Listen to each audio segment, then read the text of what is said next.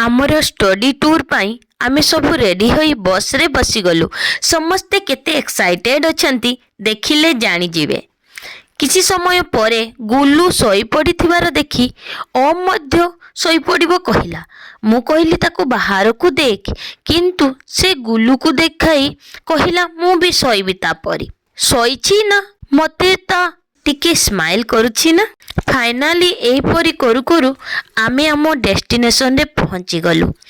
Line रे भीतर को जीवा बोली छिड़ा होइछु। आमको कहिले भीतर को मोबाइल मना। आगोरु मना नथिला, किंतु आजिकाली मना करुछंती। आमे आगो को गलु। आपण जानी गलेनी कि आमे केउ जगह को आछू? कमेंट रे निश्चय जणांतु। मंदिर भीतर को जीवा पाई प्रथमे भोगडला किनिबा को होइथाय। ताहा भोग दुकान रे किनिलु। किनी मंदिर को गलु। मंदिर रे मां कर दर्शन कलु। एथर मां को भलो करी देखिलु। मां को प्रणाम कलु। समस्त को मंगल कामना कलु।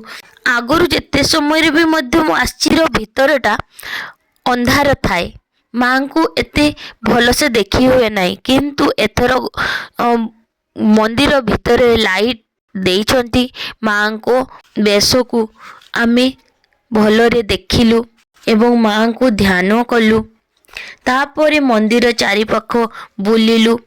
मंदिर बेढ़ारे एथर भोग मिलुछि। मांकर अन्न प्रसाद भोग, जहा खाई कि मो मन पूरा तृप्ति होइगला। तापरे आमे बाहर को आसिलु। बाहर रे किछि किणा किणी कलु एवं फोटो उठाइलु समस्ते एका सहित। एही बरी आमर स्टडी टूर थिला। आपनଙ୍କୁ किपरि लागिला कमेंट रे निश्चय जणांतु। Bye bye.